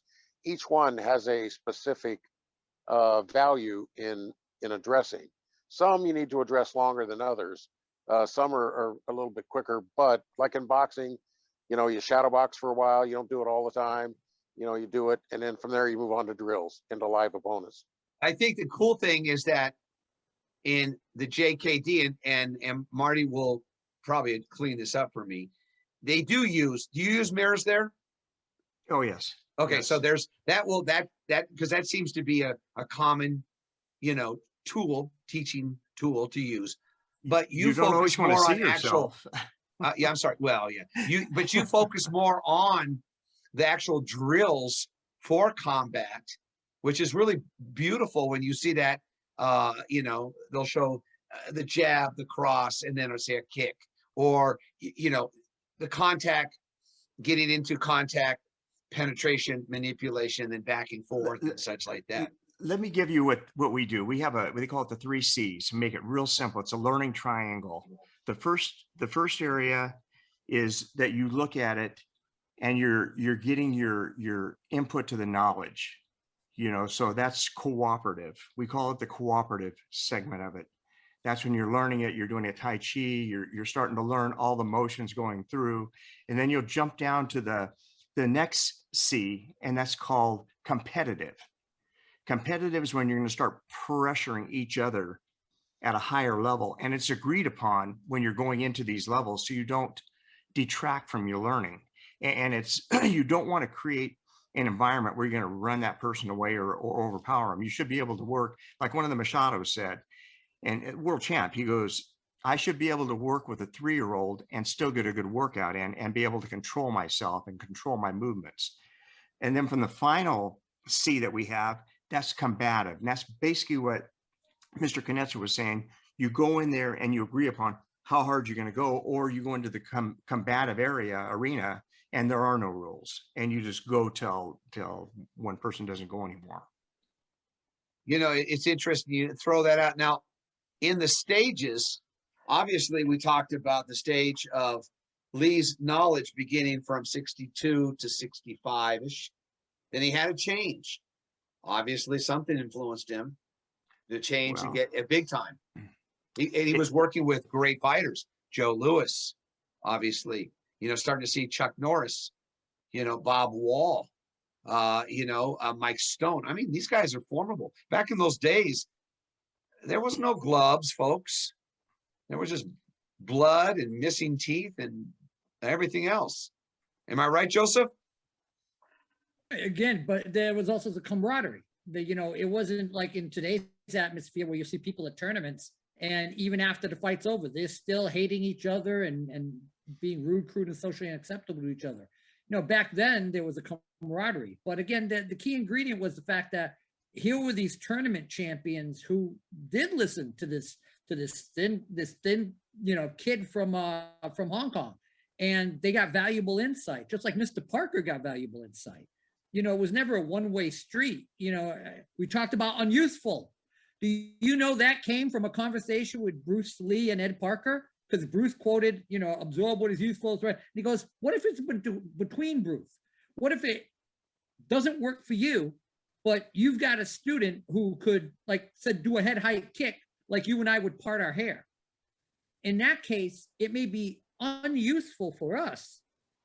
And as Mr. Parker said, and I love this phrase, he said, but it may be useful for a student. And that student may even be your own child. I got a response for that, Joseph. You're right. For some people that could be useful, and others that could be unuseful. When it comes to parting the hair, I got you beat. Amen. Yeah, well, as Ed Parker said to Joe Palazzo, Joseph, you're not losing hair, you're gaining face. So we got it. See, the thing is, the beauty of it was that he was looking for truth, the moment of truth. I think if you quote Senior Master of the Arts, Huck Planus, he will say, what's the moment of truth? That's where you'll determine what you're going to do. And that comes from your training. Am I correct on that, Marty? That's exactly right. I mean, it was coined in Brian Enos. He's not a martial artist, but he had the same philosophy and philosophical beliefs. He was a world-class pistol shooter. And he says, everybody says that's history. Well, or that's the truth. The truth is in the moment, just what Mr. Planus stated. And that is that truth of that moment. The next frame through, it's going to be a new truth. And later on, you can coin it as history. But I think the cool thing we can use here between the JKD and a Kenpo is the Kenpo really walks you through every facet of it. Where you get to the JKD, you're focusing on a more specific area of it. Parker shows you possible working problems with options. And then that's where the concept of variable expansion comes into play. And in JKD with the drills, they're doing variable expansion with their responses, but they're not calling it that. Well, I'd agree with that. There's not a formalized set of moves like we have. I mean, we've got things categorized, and it's second to none that I've seen. And I have a deep appreciation for it, as the rest of the gentlemen here. You're going back to the 62 when he called it Jeet Kune or Juan Fan. He got to the point where he was told, it sounded like you're making a system, and that's why he changed to the Jeet Kune Do. So there's no system, no style, and it was the information taking, place that's going to make you, a better fighter, street fighter, and be more effective. It's funny you say that, because that's what Mike Stone said to me. He said he did not want a system, but eventually it ended up because we had to give it a term. I've used this example before, gentlemen. These are glasses in English, right? But what are they in, Joseph? What are they in Spanish? One of the few phrases I'm blanking out on in Spanish. Oh my gosh. Portuguese, French. You have to speak like 5 or 6 languages. I know that. So the point is glasses is one of the one phrases I'm not remembering right now. But the point I'm saying to y'all is simple. We're identifying, and if you don't speak anything, you're a mute. You just use sign language to say what this is. We still know what it is, because why? We're understanding. So it is just a term. Let's not get too deep into that stuff, folks, and fall prey to it. But I say this much: there's some issue or question, and I'm going to ask you about this, Joseph, and maybe Marty can help me with that as well. The fighting techniques. Yep. Tell us some background on that. Where did that come from? And I'm told that Bruce Lee. No ifs, ands, or buts about it. The basic techniques from B1A to B1B all came from Bruce Lee. No doubt, absolutely no doubt about it. Because Mr. Parker was always, again, mine's like a parachute, works best when it's open. One of the first time that they ever met was over at Ralph Castro's school. And, watching Bruce utilize the Wing Chun principle in the center line. And I've done a couple different systems of Wing Chun, from Moyat to So working with the JKD Wing Chun and whatnot, you know, Pak Sao, Lap Sao, Bong Sao, Tang Sao, you know, that was the foundation. And for Bruce, with the center line principle and having his hand up in guard, B1A, grab, pull down vertically, straight blast, baby. That's Jeet Kune. That's standing fist. That's fundamental Wing Chun. And Mr. Parker was fascinated by it. And as a boxer, and Bruce loved boxing as well, the idea of that inverted horizontal thrust, right? Make spare ribs, baby. And Bruce even put that in one of his films. You don't know what spare ribs are? Let me show you. Bang, uppercut to the ribs, right? Those were the principles that when Bruce and Mr. Parker were working together, brainstorming with one another, Mr. Parker loved it. It was a simple foundation way to apply freestyle. Because simply stated, Mr. Parker really didn't have any freestyle techniques, meaning it wasn't like a tournament part, David Germany's, it wasn't codified. There wasn't a systematic breakdown and analytical format that he could teach students. So again, another cross-reference to Chinese restaurants, right? One from column A, one from column B, and then used that as the foundation. I always tell people, you want to see Kenpo freestyle techniques? Watch Bruce Lee fight Chuck Norris in Return of the Dragon. TSK RK B1A. You know, it's, I mean, you can literally, if you know the freestyle techniques well enough, excuse me, you can quote those suckers off when you watch them do the fight. Mr. Parker loved that.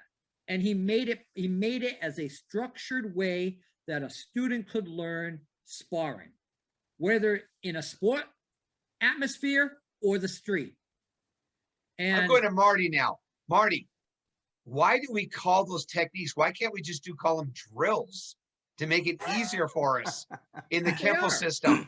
I'm sorry. I know that, I mean, there's a reason why we're big on categorization. We label everything, but if we were just to call them drills, like you have your drills that you use in your training, wouldn't it have been more effective to call it that? You know, I have to go back to what Mr. Robelo was saying. You know, it's just a simple Pak Sao, pulling type motion with the vertical punch. I mean, and it's pretty simplistic in that. I see the way Bruce Lee changed the names on a step drag and a push drag to a step slide or a shuffle. They want to call it in there, a step shuffle. I see the changes to give them their own identity, you know, within their system. Sure. And I say that's part of the same thing why we did it. Why? I don't know. I think it's interesting you say that because, you know, people always worry about original ideas. And let's face it, if you pick up his book, The Tao of Jeet Kune, everything. Well, you know, it comes to the great saying that Mr. Asano has. And he says, you know, if you steal from one person, he says, they call you a thief. He says, then if you're an Ed Parker or a Bruce Lee and you steal from many, they call you a genius. And he says, everybody takes from everybody. Nobody is doing something that hasn't been done before. Sure. They're just bringing it to light in their own expression. And then Sure. you're either going to catch on or you won't. Well, I know that Dennis is a big fan of the fighting techniques, and I'm going to ask him to talk about that. So Dennis, tell us about your thoughts about what Joe had said and then what Marty had said about those. And I'm asking you right off the bat, why not just call them drills rather than give them terms and whatnot? Well, I think terms isolate down to specific maneuvers or combinations of maneuvers, but I know where you're going with this, and the thing is, I think, I love doing black belt seminars and saying, okay, what's all the material from, say, white belt to black belt? What is all that stuff? Form, sets, basics, techniques, everything. What is it really? And my term is, all of it is simply drills to develop skills. They're all drills that develop certain skills for certain things, freestyle techniques, regular techniques, forms, everything. They're just drills to teach you certain skills if you understand what you're teaching. That the problem is the teaching. The teaching is the breakdown. quality teachers who actually know what they're teaching and why they're teaching it and how they're teaching it. That's the issue. And all the techniques have breakdowns, grabs, tackles, pushes, punches, kicks, hugs, holds, locks, chokes, weapons, multiples, etc. Freestyle techniques have the same thing. We start with simple. I can't tell you how many times I've done B1A in a tournament setting, all the time. I never called it B1A. I just did a grab, check, punch, and pull down. And I did learn to try to pull the front hand down if I could grab it, if it was grabbable, to a 45, to try to limit the response, and keep myself as safe as possible and make my point. I told my students, make sure your point is the God, and everybody knows it's a point. Don't make it a close call, because referees may not see it, and you might have punched the guy. I can't tell you how many times I've been in a tournament. Sometimes I've won, sometimes I've lost, and the opponent comes up and he goes, "Man, that was a great rib punch. You won and you deserve it." Other times the guy goes, "Man, that was a great rib punch. I'm glad I won, but man, I'm glad the judges didn't see it, because you got it clearly." And that's the difference. It was nice for the opponent to say that, to you, and be real. Not everybody is willing to admit that and expose that part to their opponents. Mike Stone would never do that. He'd never let the person know that, nobody else knew or didn't know that they scored on him. You know what I mean? He wouldn't give them that luxury. But everything we do is drills to develop skills. Right. So they are drills, in my opinion. Let me address a few more things before we end this segment, because we've been going, and we're just scratching. One of the things that we talked about was the different zones, and we're talking about the height, width, and depth zones.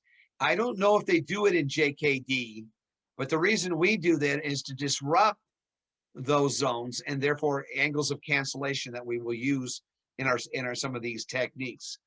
Do they do that? Is that addressed, Marty, in JKD? We do it, and we're using the angles, and we're consistently, using the X's and moving around to get off the direct line from where we're going to be the most vulnerable.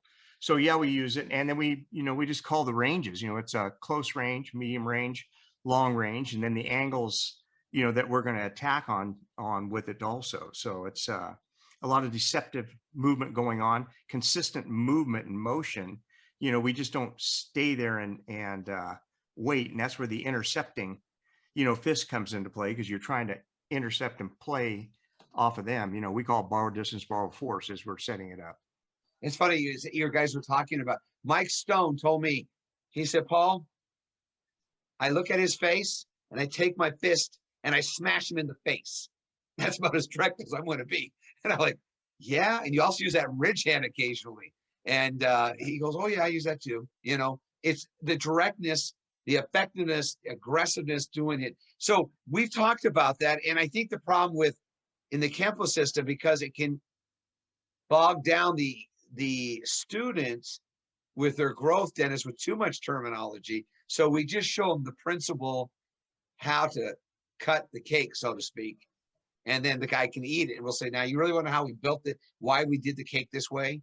And then we start to explain the terminology, why we want to disrupt these things. While we're in the last segment here, Marty, and I have you up, can you walk us through the different levels of your proficiency when one studies and he goes into the instructor system of Mr. Inosano's system? Yes.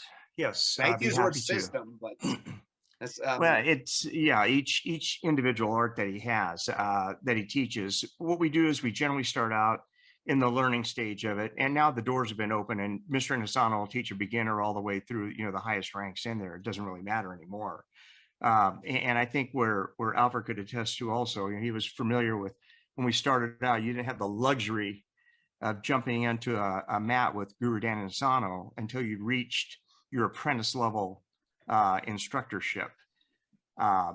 So what happens, it takes about 5 to 7 years, similar to, a Kenpo type training, if you're studying, if you're working, not just a weekend warrior and not doing anything during the week. And then you get up to the apprentice level, and then you'll have 6 years of that level, and you have to go through each stage of it and be proficient. And you have to have a minimum of 20 hours on the mat every year with Guru and Sano. And then from that point, you go into the associates level of instructorship. And the same thing applies there. You have to have the 20 hours and you go through the 6 years there. Then you go into the senior associate and you go up to the 6 years there, providing you're spending the time on the mat, practicing and doing your part of the bargain. And then you'll be qualified to enter the full instructorship. And after that, you go into the senior full instructor. And there's only one or two of those that, to my knowledge, it'd be Damon Caro that I know of. And he's been around forever. Jeffy Mata. And then I believe the gentleman that Mr. Magnan was studying with. Okay. Fascinating. Dennis, I'm taking you back now. In the Ed Parker system, we get, obviously from white belt up to first black. Okay. And we have obviously classifications for that. Parker used terms that he would like for in college, collegiate type of terminology as you grow. Take us through the black belt ranking, and as you have laid out, and I think there's a few other instructors that have done similar. However, I want to qualify it with it. Mr. Parker never had that when he was alive, correct? Well, he had the ranks laid out. He didn't have on black belt as an example. He didn't have, as a first degree black belt. This is kind of what I would expect out of you as a first degree, and then second degree, a list of 3 or 4 paragraphs of what the second degree kind of stands for. The third degree all the way up to 10th. So the 10th degree, as an example, would be someone who's been in the art 50 years or so, and is knowledgeable, and a lot of it is service and giving back at that level, and bringing up future generations to replenish the older ones that are going by the wayside or dying off, you might say. So each one has a different level, going from junior instructor to associate instructor to senior instructor to head instructor to associate professor, senior professor, associate master, and senior master, going up. He gave them the doctor type suffixes. He thought that was an interesting. A lot of people don't use those, and a lot of people do use them. I know I've used them ever since first degree black belt. I've always, put, when I was a first degree black belt, I begrudgingly put here I am working on black belt, which was hard to get, 5 years or so. I made it in 4.5, which was fairly fast. And, I had to put a junior instructor after my name, or a JI. And I'm going, man, I was working, I'm only a damn junior at this point. So I can't wait to get to second, right, Marty? So we could be an associate. Absolutely. Yeah, you don't want to wear that one tip. I used to say, as a color belt, people ask me, well, yeah, I'm in karate. And they go, oh, really? What rank are you? And I go, well, I'm working on a special black belt program. Now, really, I'm an orange belt, but I didn't want to tell them I was an orange belt unless they specifically so asked. True. Humility there. Well, you know what? That's honesty. True. There's a truth there. But you don't get to wear that belt on the street, so it looks like that. I was in the fast program. I was very aggressive, and I made black belt in less than 2 years. It was they held me back for about 4 months. Frank had to hold me back because I was just ripping along with all this. And it was funny. Calvin Griffin was there, the Hogman from South Carolina. He was a full contact fighter. There's a funny story I'll share with you guys later. And he was like, Frank, look, he knows all this terminology. He's reading all this. I was like Robelo. I was like this, boom, boom, boom, boom, boom, boom, with everything coming out of my mouth. This and that. He said, do this for him. I do the form. Break it down. And it was like, Frank was more the practical guy. Okay, you think you're a black belt? Okay, get on the mat. And then he'd kick your ass. And then there was I guess not. So, but it was a wonderful thing to be there with him and to test and to have all that. And that was my greatest moment in the Kenpo world. since then, I've had all these moments with guys like you, and very honored to know and have long conversations, driving Marty crazy, calling Joe Robelo in the middle of the night when he's not feeling well. And Conatser, he's a night owl, so it's okay. Except we're both fall asleep in the middle of midnight. We're talking. Are you there? Yeah, I'm there. Okay. That's a funny story. I got called. Joe knows this guy, Sammy Abram, and he called me last night. Oh, I guess it was 1:30 in the morning. He's writing a book on history, and he's going through this stuff. And we mentioned Joe Robelo, and he called Joe, and apparently ran through this book with Joe. And he said, "Well, Joe even said, man, I don't know some of those things. He's talking about this guy and that guy and this guy and that guy." And frankly, I'm the same way. I go, I really don't know some of those guys. Some of them I did. I knew quite a few, as I'm sure Joe did too. But he's writing this book, and I told him, I said, well, you know what? I find your book very interesting. Keep on that. I mean, I'd be interested in seeing what you got. He's got some very interesting, background stuff. Some of it's not too illustrious on the background of Matosi and that group during that time, what they were actually doing outside of Kenpo as well. So some of it's not all that great, not that legal, but nevertheless, it was interesting history, for say what they were doing. So, and he talked to me. See, it was like it's a 3-hour difference now between here and the East Coast. And he called me about 1 o'clock, and I think we didn't get off till like 4 o'clock my time.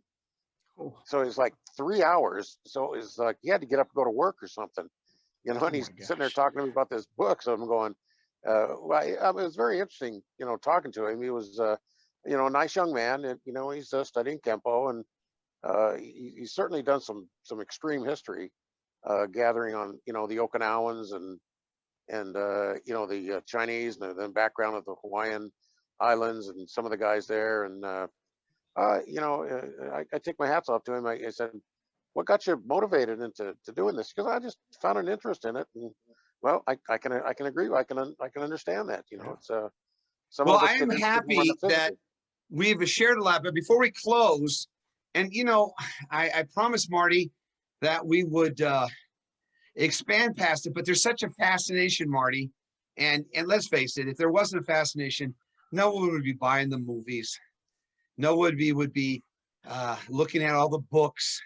I mean, if you want to sell a magazine, you don't have a cover photo for that month, you stick Bruce Lee on it, or Danny Asano and Bruce Lee, or Bob Wall and Bruce. You put something like that, and they're going to buy the damn thing, okay? So the beauty of that, now, here's something that's really cool, and I think this is where we'll go next time with it, the expansion, which Joe likes to talk about, and that is the idea of weapons. Look what I got. Christmas came early this year, folks. Check it out. You're Yay, gonna get let's Mr. open it up. Conatser mad at me. And here, check it out. Joseph, you got to see this stuff. You have to come out here, because I've asked Marty to come out to the Hall of Fame dinner and to do something with it. But anyway, the beauty of this stuff that's been created. Where is it? Oh, there it is. Sorry. Can I do it this way? Do it that way? Pull Can it you back see that? a little bit. There we go. Is it upside down? Upside down. All right, sorry, dude. There we go. Let's see if I can get it closer. Turn Too it. close. Too close. There we go. Yeah. Anyway, Marty, tell us about this. Well, it's a labor of love. It's been one of the check marks on my bucket list to get, some of my own weaponry, made up. And I checked with other, a few other people. I contacted the Hibben family because they're friends, and it just kind of died out, and I didn't pursue it for whatever reason, or they didn't pursue it for whatever reason. Didn't really matter. Then I was sitting watching my kid down at Mr. White's, Bob White's, doing his class, and I was sitting next to Smiley Ukitis, and we started talking about weapons, and he says, "I'll make something for you." So he and I put our heads together and jumped in his garage, and we started, refining the swords and the knives, and after several tries and failures along the way, we ended up with this result. Good one, Paul. That's a new Las Vegas show going to start with. So we ended up with those swords and knives, and We did a series on them. We did 25 for myself. We did 25 for Benny Ukitis. And then we did a few of them in honor of his sister, Lily Rodriguez Ukitis. So we're starting to expand our base a little bit more. And we came to the point where we found out we couldn't do mass production. So we said, let's make something that's going to be, respectable and they can turn into a collector's type item down the road. And hopefully, catch on. So that's kind of the history of it. Now those steel or aluminum? Aluminum, then we anodized it. And we got a little crazy on some of the anodizing and the wrapping. And it was funny when Mr. Ukitis, Adam Smiley, he'd get through wrapping one and we eat some tacos or eat something outside. His hands would be like that and he couldn't eat very well. So it was, he said, we got to find an easier way to do this. But everything's handcrafted on the thing. And we polish it, get everything done, basically in his garage. The beauty of it is it's the next evolution of what we wanted to do in Kenpo. And obviously also under following the JKD theme. Remember, it's an expansion, it's a personalization. And obviously when you talk to people, the influence that Lee later got involved with grappling. And who did he do that with? Gene LaBelle. Hello. So, you think about it. So the weapons in Asano, you look at the Enter the Dragon, the use of the short sticks, the staff, the nunchucks. I mean, come on. He showcases all that. He's a great salesman for everybody seeing all that stuff. You're going, oh, wow. Parker started thinking outside the box. He says, well, not everybody's going to carry a gun at that time, except bad people. But the possibility of carrying a knife was much more realistic and more a situation that we're going to confront. But that was never completely fulfilled because life ceased. And it's now time for the Martys and the Joes and the Dennis to take that and expand on it. And these training tools here will help us to understand that. And that's really important. So we'll delve into that. And I think that's where the cross between these two particular labels, let's call it as it is. They're a close kindred spirit to one another. Those have a nice certificate of authenticity from the Z. So it's inspired me to make my line now. And mine are going to be gold. So I want one, I'll trade you. In the shape of a rooster. Anyway, the beauty. Here we go. We're going there now. You got it. Okay, Dennis, we're going there. All right. The beauty of it is that, by the way, Marty is in the process of getting ready to write a book and develop that process with it. I know I've been saying that for a while. Joe, do you have any experience with that? Publishing with, you do? Been featured in some relevant books. There's some great people out there that are putting out great instructional aids on how to publish, which is wonderful. I mean, I think more than ever before. And, everything from finding a publisher to getting a topic to making sure you published everything correctly and everything was written correctly and proofread and, all those various aspects and how not only publish a book, but advertise your book. So there's a lot of great. There's a lot out there. And I think these two men up here, I know Dennis is going to start to address that because he's starting to work on that. And I know Marty's got some ideas on that. And honestly, that is the future of our martial arts, to have seniors like this that are still young men that can still convey knowledge. Because let's face it, Parker would say it, if you don't use it, you're going to lose it. And we're losing it because we're not revisiting it. And this whole purpose of the Kenpo Karate Hall of Fame is to educate the viewer so that they'll be inspired to learn. Okay, the material's there. If you need to have more of a personalization of it or tutor on it, then you pick up the phone or you go and see Robelo or you see Conatser or you see Master Marty. I always like calling him Master Marty. That's it's a great name. Z's, I love it. Teaching dual weapons. They're great. So anyway, last thoughts. Do you have any last thoughts there, Mr. Robelo? Well, first of all, I'm really glad we're going over this, especially with that last comment about Mr. Parker, because I think we should mention and address that. Would be Mr. Parker's birthday, and you. What do you have any thoughts there, Dennis? You know, I there's not a day that goes by that I don't think of Ed Parker in some way, shape, or form. It not necessarily an intentional thing. It just happens, you know, for whatever reason, and it's just, I guess, ingrained. And those of us that are as deep as we are in the martial arts, and for as many years as we've been in it, I think it just becomes natural. And you know, I'm sure there's not a day that Marty doesn't think of Huck or Inasano. You know, it's just hard not to. You know, something triggers something that you're doing. It just becomes a part of your life. It goes beyond just martial art training. We're way beyond that. It goes into your lifestyle and what we're doing. It can't help it, just the way it is. And so, yeah, it's just it's never in my life when I was younger did I ever think that I would end up in any kind of position like this. Just was not even never even crossed my mind. You know, it's just a very strange thing. It's one of those things you kind of grow into. I never thought I was gonna. You know, I always thought I was gonna be a dad. I thought about that in high school. Like, you always wanted to be a dad. My son was going to be named Dennis, and all of that came to fruition.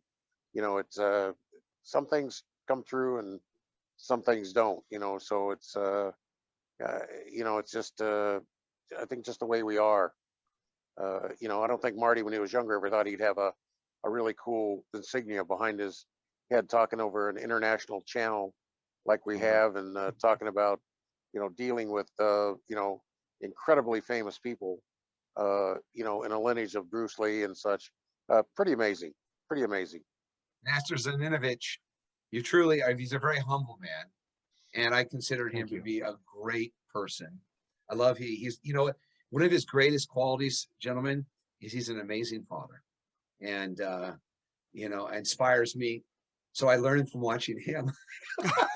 As And it's not working. I'm saying, what am I doing wrong there, Marty? I Oh my God. I got to correct that. As are you, Paul. You're both amazing Yes. fathers. You know, you know, Thank you. Georgie is the talk of the town. I mean, the kid is just amazing, just capital cuteness. You know, so. Oh yeah, That's so he's cool. better. I keep on telling people he's better than a puppy. Yeah. Only men would understand that one. Okay, and any final words, Marty? Yeah, you know, I think Dennis stated it well, and I never thought I'd be here, you know, doing what I'm doing now, and having, you know, the logo on the back of me, and talking, you know, internationally, and teaching internationally, and being surrounded by great people like yourselves. I mean, it's an honor. It's a humble position to be in, and I keep thinking, you know, we can't let any grass grow under our feet. And I like the statement Steve Jobs, you know, made before he passed. He says, we're all in the process of dying. So, you know, why waste any time procrastinating on what you wish you could do? I think you keep your head down, like Mr. Inasano said, and just keep moving forward. Don't look for any fame. Don't look for any glory. Just look to be that caring person that can share and take somebody, you know, and make them better than they were the day before. And I think we've got that platform, all of us, and I think that's our duty, our charge, that we are taking hold and have the beauty and the luxury to do. Joseph, you wanted to say something? No. I just want to say how much I'm really glad again to be here. Very blessed that we're having this discussion.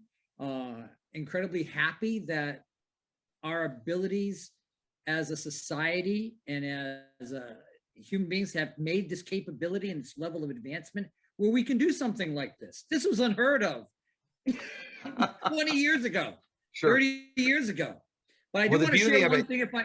May I share something with you? I'd always wanted to get one of these, and the time came, and I don't know if you folks can see that. Absolutely. It's beautiful. Nice. Nice. You're And I always glowing. wanted to have Edmund do a portrait of me. And when I saw the new lineage and I saw this one picture of Mr. Parker, Yeah. and that was just so powerful. And but it's so for lack of a better term, he always talked about the black gi and how associated with respect and station, like a judge Right. or a priest or the early Keystone Cops uniform. And I looked at that and I saw it as regal. And earlier you talked about the element of our vocabulary. And Ed Parker's vocabulary and terminology changed my martial world. And the other day I had a great analogy with someone, and it was like, you know, with people, oh, I don't want to learn terminology. I said, you know what that's like? It's like saying, yeah, I'm a Christian, but I don't read that Bible stuff. You know, I always look at people and say, it must be tough to see the forest with all those trees in the way. Well, a lot of people are using, sadly, and I had this conversation with you gentlemen privately, and I've said this in the past, you're doing a disservice for yourself. If you think you don't need that, you need to take all of that and to understand and go through it, and then it will make you a better martial artist, because there'll be a question and you'll say, I don't know that answer. Boy, I mean, I remember the excitement when you finally got your first belt. Wow, look what I've accomplished. And it was so basic. And I look back at that and I said, gee whiz, recently I got a white gi, and I did everything I do. I'm a white gi because I felt I wanted to return to being a white belt with my knowledge and my thirst and my understanding, to listen to you three gentlemen and everybody else I listen to help me be a better martial artist and also to be a better human being.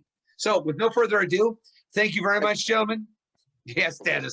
And if ever you always do this to me. Okay, go ahead. And I want to say one final thing in conclusion. According to what Joe said, Marty, each of us need all of us. Yes. And I rest my case. Totally agree. And now back to Alone you, we stand Paul. together. I'm just making sure he's done. I love you, Dennis. No, really. Thank you, gentlemen. God bless you on behalf of Kenpo Karate Hall of Fame. Gentlemen, thank you. Have a great day. Take care. Bye. Thank you.